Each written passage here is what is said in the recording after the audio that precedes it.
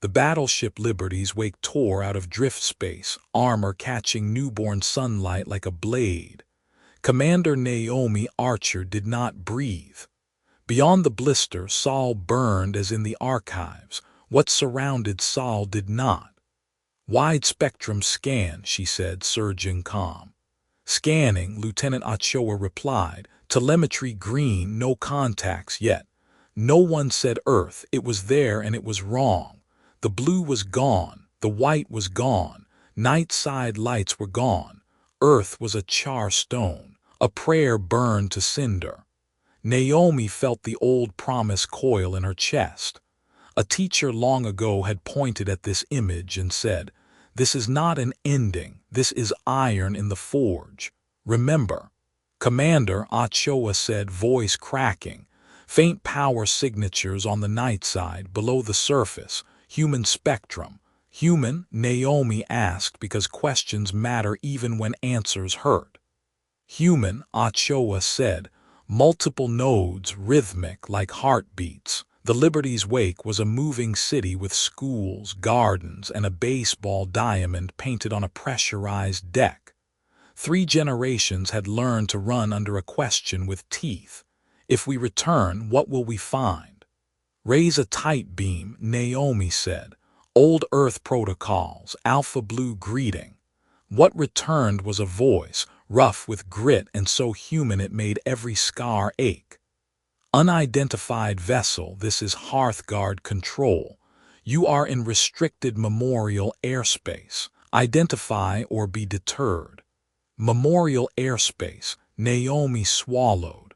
"Hearthguard, this is Commander Naomi Archer of the Terran Founders Fleet, ship Liberty's wake.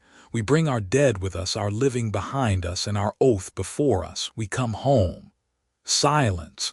Then softer, "You came back. We said we would." Another voice, older, iron under velvet. "Commander Archer, this is Aisha Ward, first custodian of the underways. We do not discuss details on open bands. Transmitting coordinates. Send a small party only. And Commander, thank you for keeping the oath." Naomi looked at her bridge. Void-born navigators whose bones whispered to gravity. Titan Marines who could pick up a shuttle and apologize when they set it down. Makers who could print a habitat from scrap and a prayer. Gardeners who could coax tomatoes from rock wool. Teachers who could talk angry kids out of airlock ideas. "Prepare an away team," she said. 12 volunteers. No drawn weapons. We are guests until told otherwise. As the lift closed on Ochoa, 2 Titans, a maker, a historian, and a medic with pianist hands, Naomi stayed at the blister and watched the ash-gray world turn. Thoughts intruded the way they do in people who lead. Empires burn quickly. Ecosystems rebuild slowly. Memory is the only machine that outlives both. Entry plasma licked the shuttle windows, drew dragons that vanished as fast as they breathed. Nightside tracer lights, small, aligned into a path. The ground that caught them flexed inside, the surface of a vast machine wearing a mask of dust. A circle opened. An elevator rose. 3 figures waited there in simple uniforms without rank marks, clothing made by communities that had learned to mistrust flamboyance. In the middle stood a woman with silvered hair and a smile lined like parentheses guarding a secret. "Commander Naomi Archer?" she asked. "Yes." "Aisha Ward," the woman said, offering her hand. "Welcome home." The palm was calloused. Survivors' handshakes always were. The elevator fell. Walls lit with art, seeds sorted, pipes welded, 2 children passing a book through a barred hatch. History without narration. Weary truth. "Why did you stay?" Naomi asked. "Some questions are not strategy, they are debt." Aisha watched the images as if reading a ledger. "Because someone had to lock the door behind the last evac ship," she said. "Because promises are verbs. Because the ones who left needed a lighthouse and lighthouses do not travel." Doors opened on a city that had never seen the sun and had learned to make one. Streets wide enough for dignity. Stone that did not pretend to be wealth. Parks under vaulted ceilings humming like throats that had learned to sing again. Children chased a ball painted to look like the earth that had been. Elders played chess. "This is New Tharsis," Aisha said. "One of 51 underway cities still lit. 2 went dark during the starvation years. We leave the doors open in case they ever wake." 51, Ochoa whispered as if counting could keep a miracle from slipping. Naomi wanted to kneel and press her forehead to the floor. Instead, she did the next right thing. "We brought medicine," she said, "and seeds and a question." Aisha arched an eyebrow. "Will you let us help?" "We didn't keep a lighthouse to scold the ships for docking," Aisha said. "But help, commander, is a dangerous word. Come see why." The deeper elevator took longer. The pressure ticked in Naomi's ears. Doors opened into a chamber ringed with names. Not a wall, wall's end. A ring so grief had no corner to get trapped in. At the center, a simple plinth with an oath cut into it. "We left to live. We lived to learn. We learned to return. We returned to serve." "Your founders wrote it," Aisha said. "We only kept it clean." Somewhere above, ash skittered like sand across a drum. Somewhere ahead, the rest of the truth waited like a locked file with your own name. "Come," Aisha said. "There is more to know before you decide what kind of homecoming this will be." The doors slid shut. The car fell again. The council chamber was a circle sunk into rock. No dais, no throne, just a basalt table left with tool marks on purpose. Power that refuses polish is power that remembers. A dozen keepers entered without ceremony. "They rotate every 5 years," Aisha Ward said, "so no one confuses stewardship with possession." Naomi introduced her team, then listened. "We watched you cross the void," said a broad-shouldered man with oil under his nails. Arrays in the belt disguised as cold stones, 10 millennia of being patient and boring.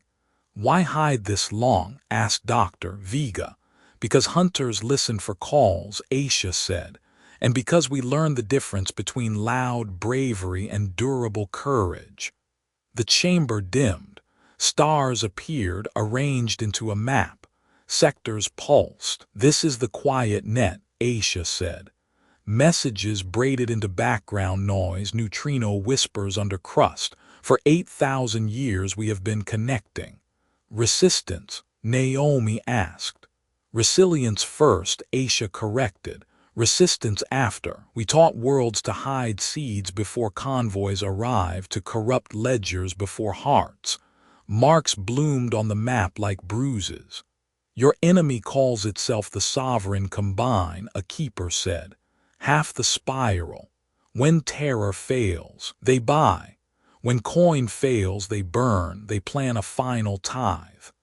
"Define," Dr. Vega said. "Strip living worlds to geology. Convert complexity into inventory. They tested it here once." Naomi exhaled. "You're asking for ships." "We're asking for company," Aisha said. "For a symbol. The story of the founders' oath lives in 10,000 tongues. People fight harder when a rumor becomes a banner." "Numbers," Naomi said. "Estimate their side 10,000 major hulls, fortress manufactories, garrisons in the billions. Ours, knots and swarms.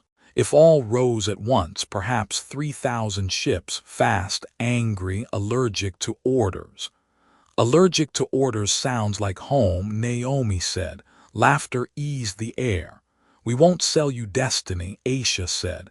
"We'll give you work. You know tactics. We know smuggler routes and the songs enslavers fear." Naomi looked to Dr. Vega. "Empires fall to logistics more than cavalry," the historian said. "Hit where grain becomes soldiers." "We can hit," Naomi said. "But after." "After we plant," Aisha answered. "Schools, courts, water. We carve checks and balances into stone, not speeches. We design peace so it doesn't depend on perfect people. They toured the underways by tram, workshops with heat scars, farms lit by false dawns, classrooms where children argued water rights case law like sports. These processors drink poison and breathe out air, Aisha said. Accountability is how strangers became neighbors. At a window, an engine pulsed. First-gen fusion should not still run, the maker whispered. It runs because our manuals read like diaries, Aisha said. Names, dates, jokes, we taught the next hands who we were. At last, Aisha opened a door not on the tour, a small room. One console, a map not of stars but lives. Colored strands labeled kitchen revolt, ledger swap, teacher exchange, seed vault walk. This is the work, she said. You can point guns. We can point habits. Both are needed. If we move, the combine will move faster, tithe by fire instead of schedule. We have perhaps one good chance to choose the time and place of being terrible for the sake of good. How many die if we wait? Naomi asked.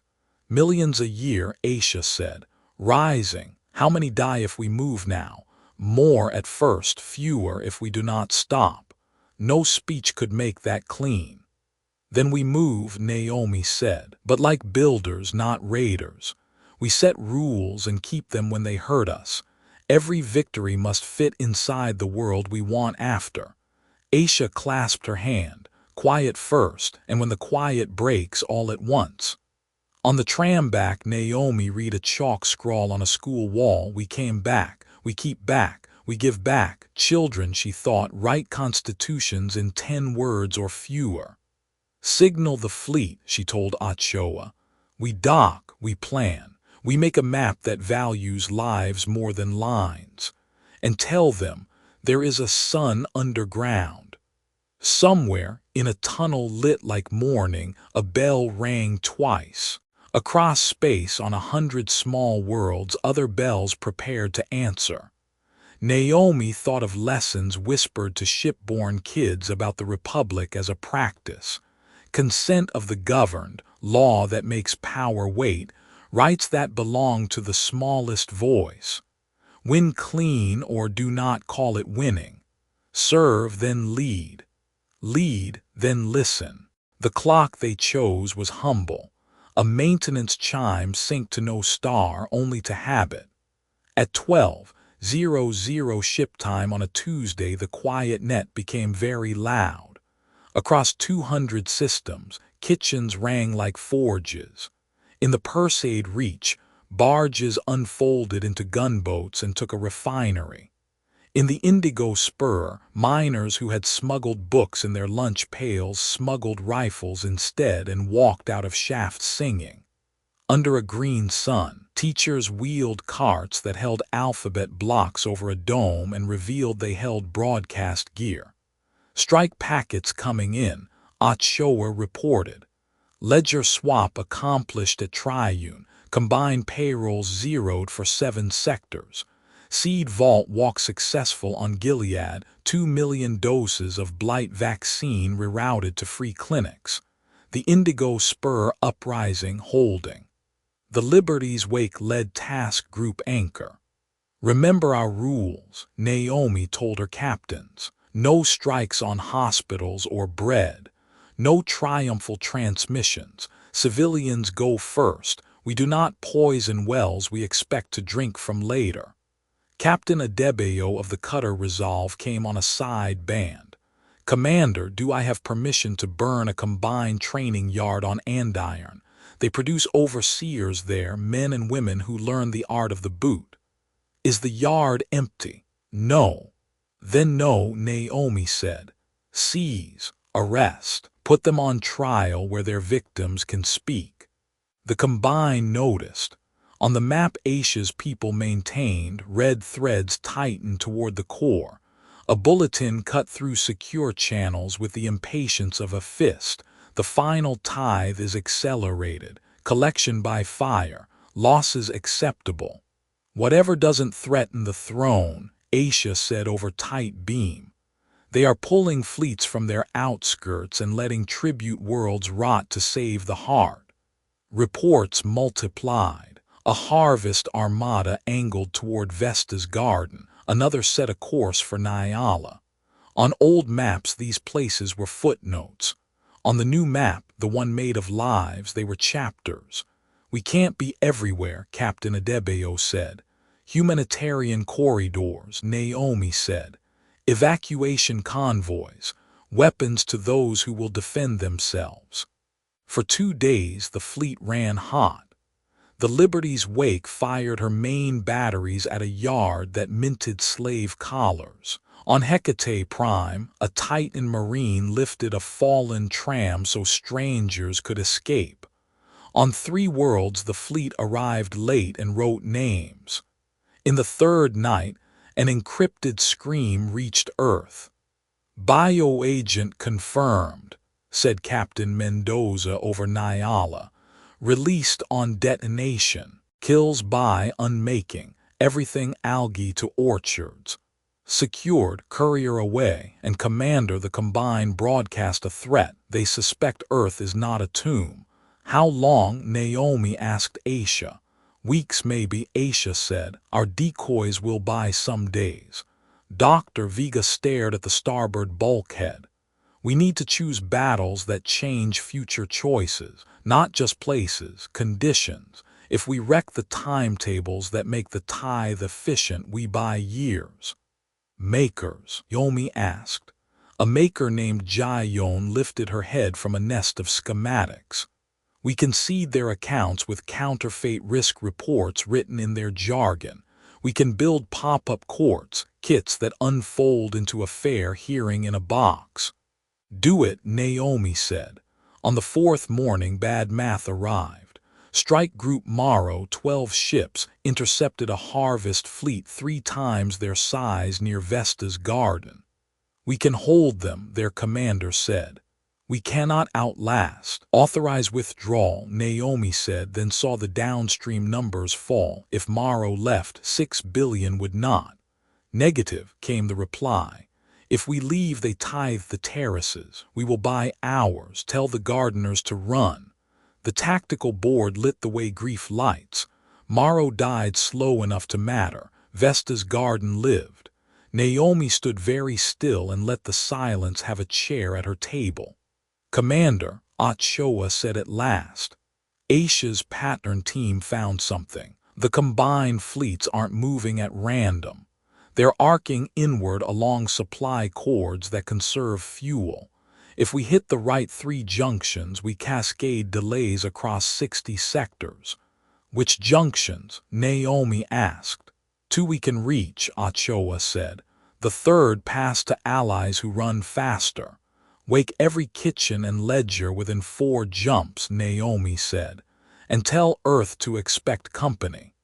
"We knew this day would rip the veil," Aisha said. "We hoped to choose when." "You did," Naomi said gently, "by keeping the light lit this long." "To all ships," she said, "we remain builders inside a storm. Hold to the rules. If you must choose between a clean victory and a decent future, choose the future every time." Saying it did not make it easier, it made it possible. The first image of the tasking board that morning was not a star. It was a clock.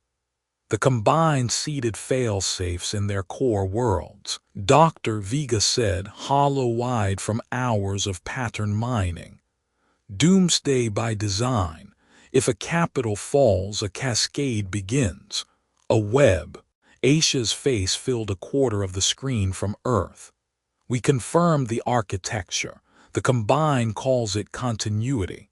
"How many nodes?" Naomi asked.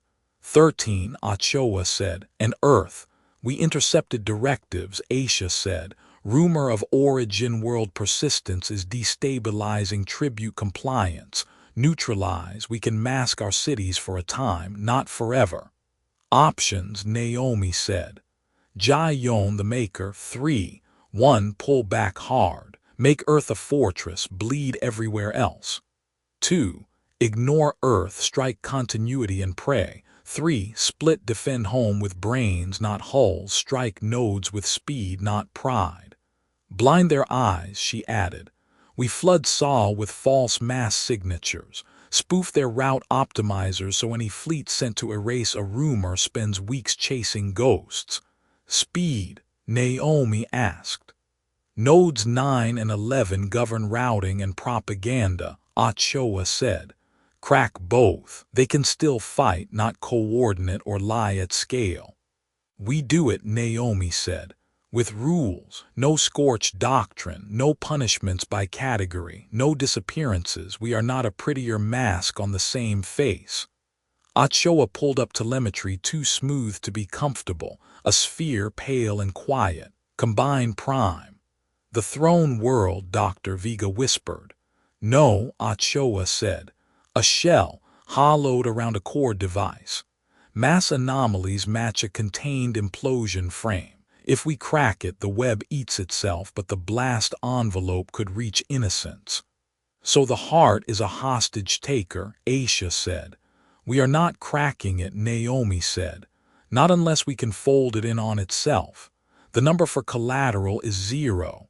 She stood. We fight to end harvests, not to prove we can burn better. If we cannot stop the web today without killing what we mean to save, we wait, learn, punch elsewhere. Our oath is not to victory. It is to what victory is for. A tight beam chimed. Captain Mendoza, Nyala's courier, appeared. Bioagent analysis complete. It unthreads biology by targeting common motifs accelerated by heat. The antidote is policy plus enzyme kit, shade, cooling, hydration, printable cocktail. Act within hours and we save most crops. Send protocols to every clinic and kitchen on the net, Naomi said. Rumor confirmed, Mendoza added. Free captains gathering at Lagrange 3, they call it the potluck. Tell the potluck they get nodes 9 and 11, Naomi said. Dress code, decency. We can hold, Aisha said, if you buy us 10 days. You'll have 12, Naomi said. HFY's voice softened. There's a ping in the nightside noise, human, older dialect, founder cues we retired centuries ago. Source, deep crust under the Atlantic basin, a request for parley. One of the cities that went dark, Aisha said. Can you open a path, Naomi asked. Yes, Aisha said, but it will cost power we budgeted for masks and decoys. Naomi did not hesitate. Open it. Some debts you pay first. Plans unfurled. The potluck took targets with a treaty, no piracy, no cruelty, no lies. Earth's decoys multiplied. Somewhere in the underways, a latch that hadn't moved in a century shifted. At the forward blister, Earth's curve was a bruise. Somewhere under that bruise, a door waited. Shuttle lanes ready, HFY said. Then we go, Naomi said. We are going to meet the dark and ask it to speak. The shuttle slipped free. Ahead, the planet turned a slow, scarred page. The elevator rose to meet them. The car began to fall. And far away, like a rumor learning to be news, the enemy's heart began to hum. The elevator sank past strata that remembered oceans. The car stopped with a hush that felt like a held breath. The doors opened on a vestibule smaller than a classroom, ceiling low, paint the quiet gray of machines that outlive the men who name them. A single sign in stencil read, Low Atlantic Bastion Door Policy, ask nicely. Naomi smiled despite the ache. Asking nicely had not been fashionable in the Combine for 1,000 years. She pressed the call. Visitor, a speaker said, voice filtered, genderless with practice. State your purpose in one sentence. Naomi did not perform. To pay an old debt and borrow a dangerous tool in that order. A pause. Acceptable. Enter. They passed through 3 doors, each asking for something different: credentials, a story, and finally a confession of fear. They left tokens. A founder's coin, the tale of a teacher who had turned a corridor into a courtroom, and Naomi's own admission. I am afraid of becoming efficient at the wrong things. The bastion smelled like cool metal and bread. People moved with the economy of those who had trained muscles to mean it. Their uniforms held no rank marks, but everyone knew who fetched water first and who ate last. At the center, a woman with a shaved head and a laugh like gravel rose from a console. "I am Keeper Thessaly," she said. "We went dark during the third purge. Not dead. Doing our homework." Aisha bowed slightly. "You kept the lights off to keep the promise." Thessaly shrugged. "We kept the manuals current and the children loud. We also kept this." She led them into a vault that was more chapel than room. On a pedestal sat a box of matte ceramic, edges softened by generations of hands polishing without thinking. "The Atlas Protocols," Thessaly said. "Founder-era lattice models and keys. They describe how to make a weapon bury itself, how to fold a catastrophic release inward, absorbing its own cruelty." Naomi felt something unclench. "You can contain continuity's cascade." "Maybe," Thessaly said, "with a cost. Someone has to hold the angle steady from inside the geometry. Think of it as turning a collapsing mine into a sealed tomb while you're still in the timbers." "How did you keep this hidden?" Ochoa asked, reverent as if at a cradle. "We wrote it down like a recipe," Thessaly said. "Then we hid it in 1,000 cookbooks. We survived because we taught maintenance like poetry and engineering like folklore." She ran her fingers over the ceramic box, then looked directly at Naomi. "Before we hand you Atlas, we require 2 promises. First, civilian command over any strike that risks inhabited worlds, not advisory authority. Second, after you win, you do not enthrone a prettier tyrant. You build courts that can tell you no." Naomi did not glance at Aisha. "Agreed," she said. "The Founder's Oath is a leash we put on ourselves. We will report to the Underways Council for operations with civilian stakes. And whatever rises after this rotates, checks itself, writes itself into stone." "Say it cleaner," Thessaly said. "Civilian control of the military," Naomi said. "Separation of powers, due process. No executions without transparent trials. No disappearances ever." Thessaly nodded. "You studied." "Americans study what scares them," Dr. Vega murmured. "We built institutions because we distrusted charisma." Thessaly opened the box. Inside lay a lattice of rods no thicker than knitting needles and a slender spindle with a keyway cut like a star. It did not hum, it made the air behave. "The lattice teaches a planet to fold," Thessaly said. "The key convinces it to stop before it becomes a wound in physics. You'll need teams inside the core, engineers who can improvise where math runs out." "Maker Jayon," Naomi said, "and a titan to carry engines where wheels don't go." Thessaly's face creased. "We lost men learning these angles. If you use this, remember the truth engineers taught us. You do not defeat entropy. You negotiate with it, be polite." They spent hours in a classroom that looked like a bakery, salt bins holding crystal rods, proofing drawers repurposed as Faraday cages. Thessaly's people taught with questions. Naomi's people answered with sketches and apologies. They built a mock-up of the Combine's heart on a table and practiced folding it without spillage. Once they failed. They cleaned the table before starting again. "History says something about this," Dr. Vega whispered to Naomi in a break. "Nuremberg, Reconstruction, the Truth and Reconciliation Commission. We don't just stop the machine. We write down why we stopped it and what it cost us. Otherwise, someone will pick up the pieces and call it progress." Then we put it in every manual, Naomi said. In every cookbook. When they left, Thessaly pressed the atlas key into Naomi's palm and closed Naomi's fingers around it like a mother closing a child's hand around lunch money. Ask nicely in the dark, Thessaly said, and don't confuse mercy with surrender. On the way up, Aisha exhaled. Civilian control, she said. We mean it, Commander.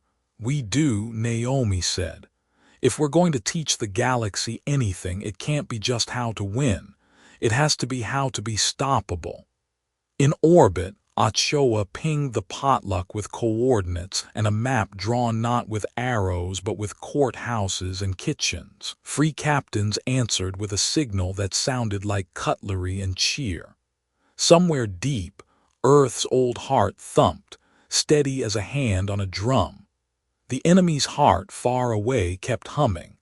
They would have to hum louder and truer. They gathered at Lagrange 3 under the polite gravity of a point that belonged to no one. Ships that had once run contraband now hung flags sewn from kitchen aprons and bandages. Their captains came on screen in squares like a classroom, scarred, wary, and grinning at the audacity of calling a war council a potluck. A woman with cobalt braids banged a spoon on a saucepan. Order, such as it is. I am Captain Indira Noon, host by proximity and poor life choices.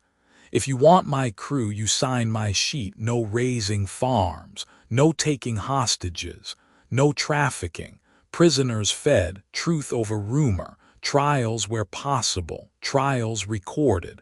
Break it once, you explain yourself. Break it twice, we leave you drifting with a box of crackers and a book of ethics. Seconded, a dozen voices said. Naomi smiled into her camera. Treaty accepted. We brought tools, decoy constellations, ledger bombs that change numbers without stealing, and broadcast kits that turn a rumor into a town hall. Node 11, narrative loom, hung in the axon reach like an arrogant lighthouse.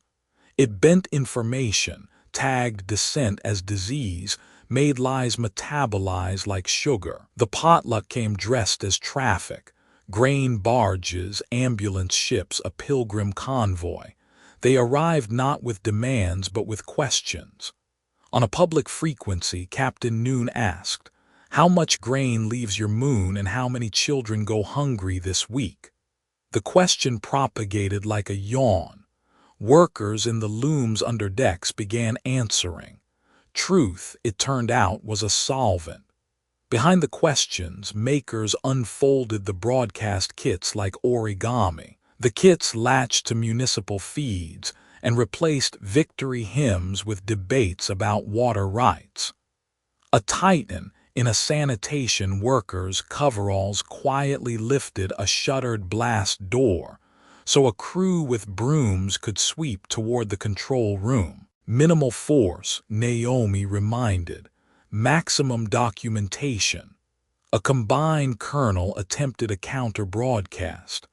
The potluck spliced his speech to footage of evacuated hospitals and ledger entries that priced oxygen per breath. The colonel watched himself collapse into a cautionary tale and, in an exhausted sort of wisdom, ordered his troops to stand down. Node 11 went quiet, then honest. Node 9, the routing mandala, hid in locus ember behind legal fiction, a tax station with ambition. It optimized everything: fuel arcs, suppression patrols, harvest timetables. The potluck did not shoot it, they taught it doubt. A ledger bomb slipped into the mandala's forecasting floor where algorithms chattered in the brittle joy of correct math. The bomb did not corrupt. It added weather, fear of mutiny, labor law, random audit inspections by pretend bureaucrats. The mandala flinched and began recommending delays. Ships went to wrong places on time or right places late. The Combine felt, for the first time, what oppressed worlds had felt for ages. waiting for someone who never comes. Losses happened. Captain Amulo's courier was crushed when a dockmaster panicked and slammed a bulkhead. She died pushing a data module under the gap with her foot. Her second-in-command took command by reading her captain's last grocery list aloud and finishing her sentence with, "And we feed our prisoners." Earth, meanwhile, caught a scent of wolves. A combined task force skipped along masked corridors toward Sol, guided by rumors and rage. Aisha's teams made Sol look like a hall of mirrors. Phantom signatures lured ships into holding patterns. Muzzled lighthouses flickered on and off, practicing the old strategy of not being where you are. 2 days, HFY said on the bridge. We've bought 2 days and a bad case of indigestion in their logistics. Good, Naomi said. We spend it like misers. The Underways Council convened in shifts so farmers could vote without missing harvest windows. Civilian control wasn't a phrase any longer, it was roll call. 2 operations were approved.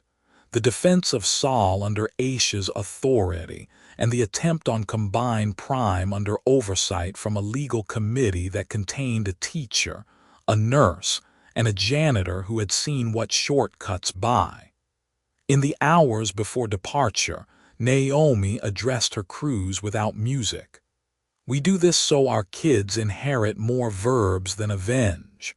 Read the rules aloud. Tape them to your screens. If someone begs for water, give water first. Maker Jayon checked the Atlas lattice a final time and tucked a photo of her parents into the panel above it. A Titan named Ruth loosened her shoulders like a weightlifter chalking her hands. Dr. Vega packed copies of old court opinions.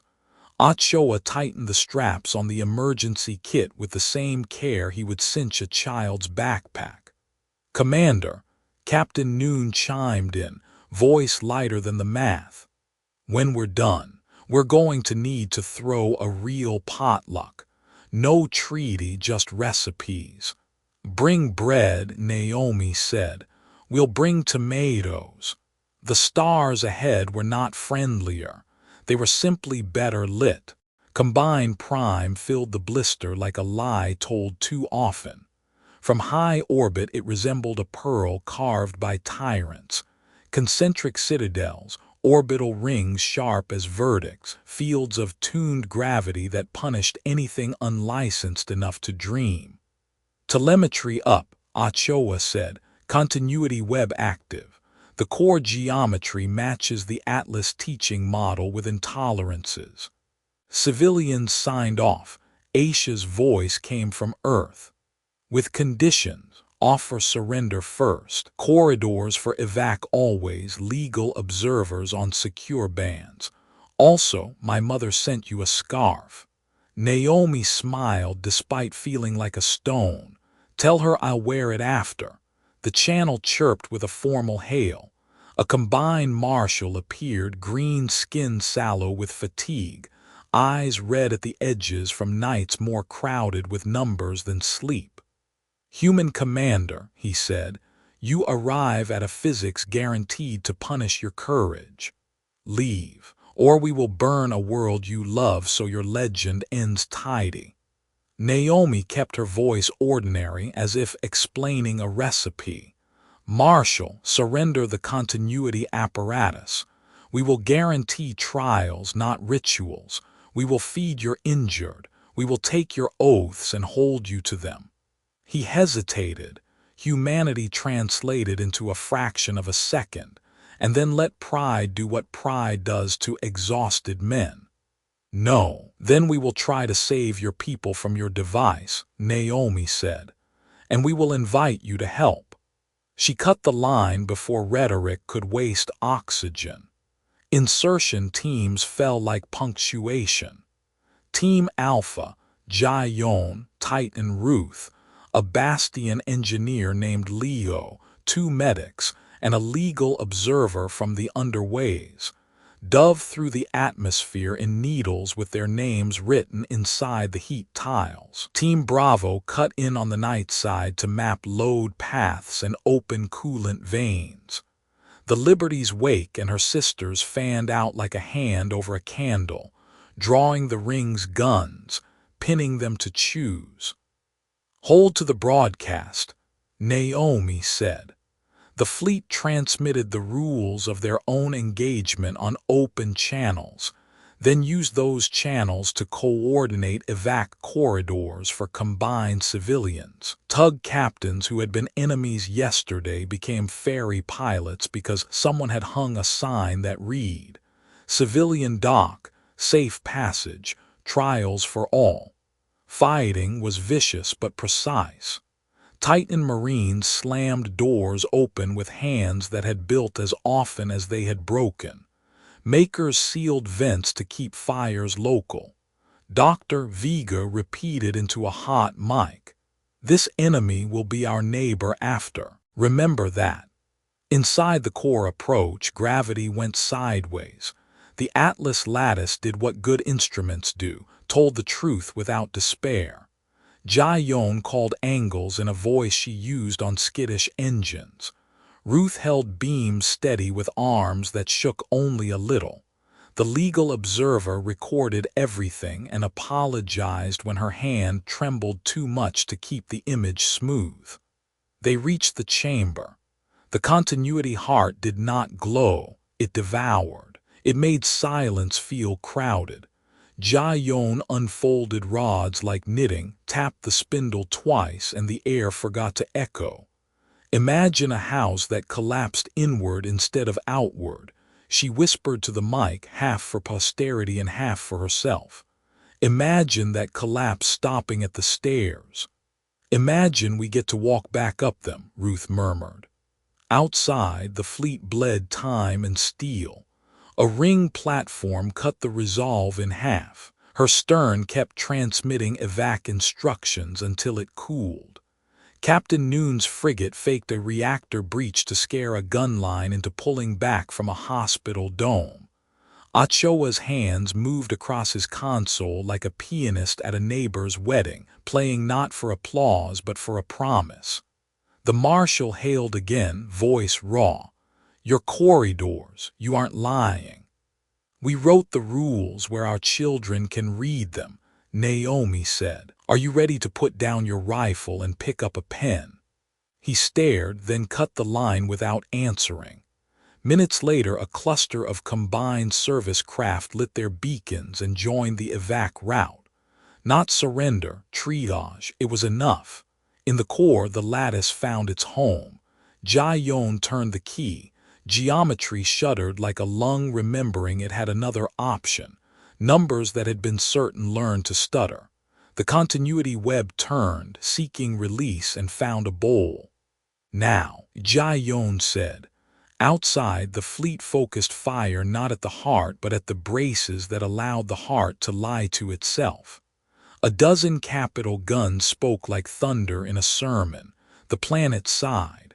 The lights all over Combined Prime flickered, decided to be orderly about it, and went out one layer at a time, kitchens first, then parade grounds. "Hold," Jayon whispered. "Polite, polite." The heart imploded the way a well closes. Inward, neat, careful as an apology. The shock that should have torn open the sky ran in circles until it fell asleep. The continuity web across 13 nodes blinked, considered obedience, and then sat down like a dog that had been walked too hard. "We have it," Jayon said, voice suddenly very small. "We," a support spar groaned. Ruth braced it with both arms and a curse that sounded like prayer.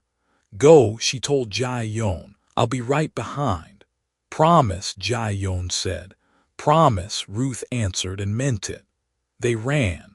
On the last turn, the spar screamed and slid. Ruth didn't call her commander. She looked at the legal observer who was crying and still filming and smiled as if posing for a family photo. "This is the cost," she said. "Write down why it was worth it." The corridor filled with dust like a curtain falling. The feed went snow. On the blister, Naomi closed her eyes. She opened them because the living needed orders. All ships, cease fire on surrendering craft, continue evac support, medical triage by need. Not uniform, take statements, record names.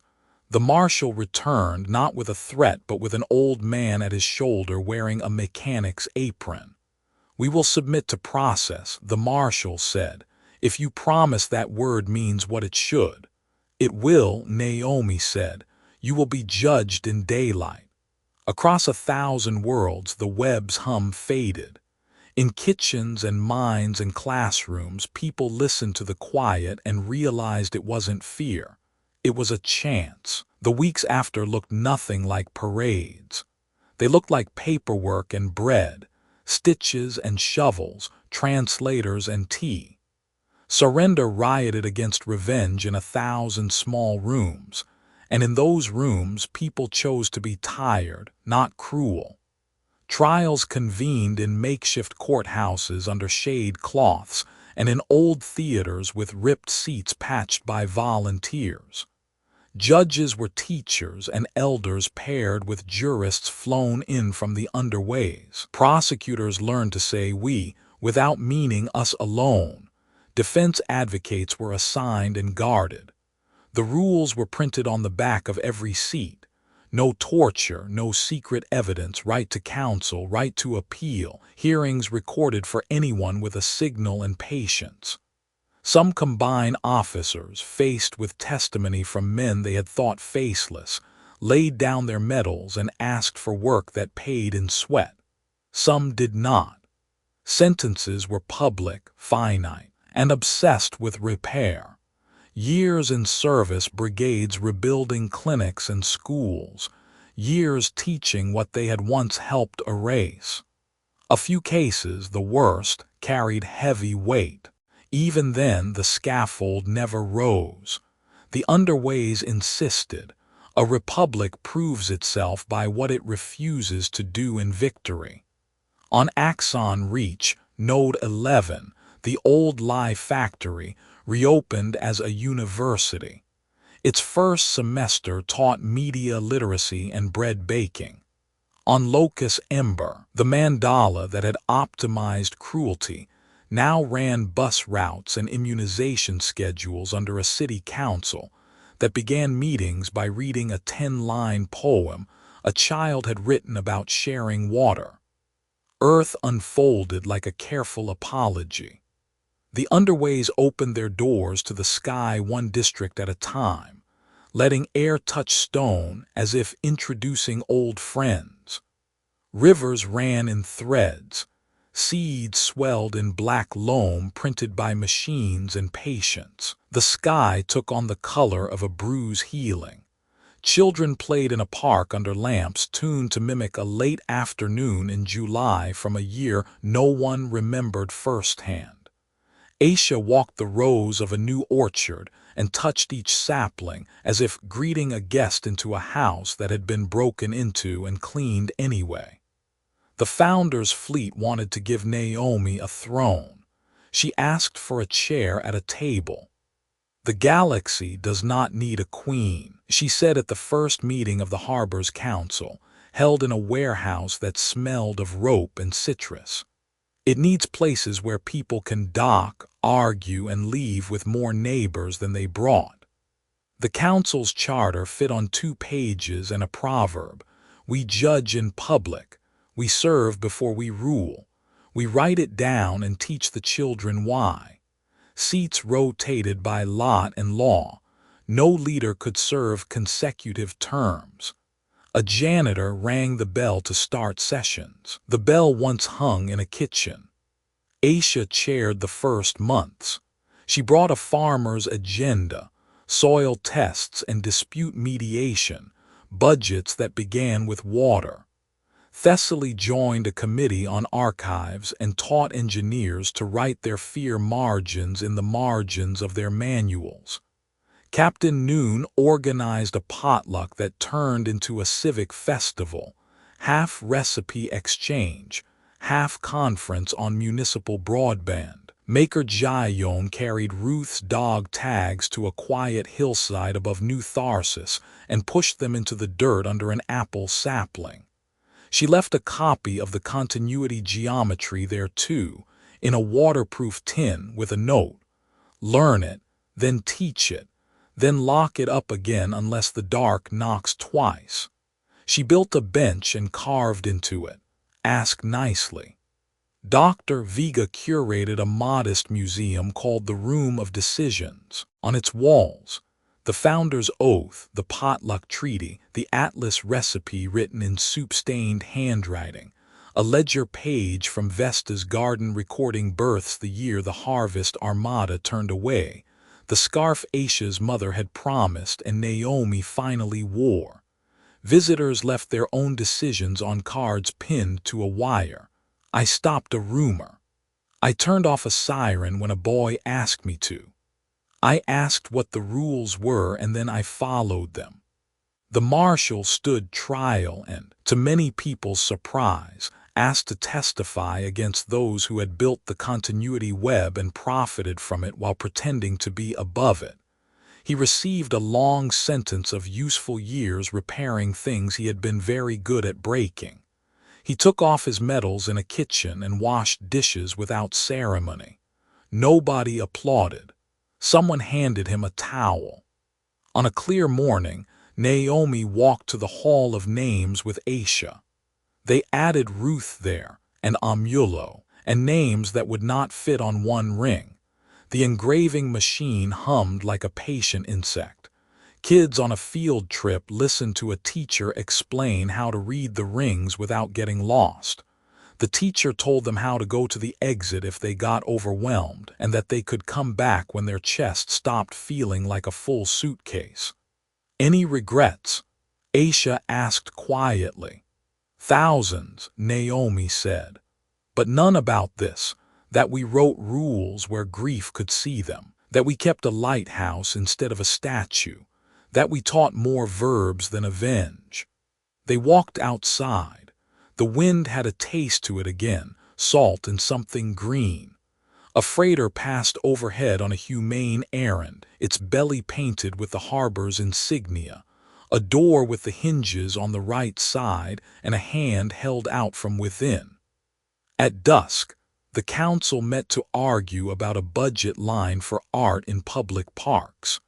The debate ran long because nobody wanted to win by cleverness. They wanted to win by persuading someone who would still be their neighbor in the morning. A janitor rang the bell twice, once to end the session, once to remind them to stack the chairs properly. Night fell without fear. In a school under a hill that had once been glass and now remembered grass, children read aloud from a very small book. We left to live. We lived to learn. We learned to return. We returned to serve. They read it twice, because the second time is how you practice becoming the person you promise to be. And far off, where old maps had printed threats in red, new maps printed routes to clinics and markets and libraries with hours posted, and lights that stayed on when storms came. The lighthouse kept its beam, not to warn ships away, but to show them where the harbor started, and where the rules were written big enough to see from the deck.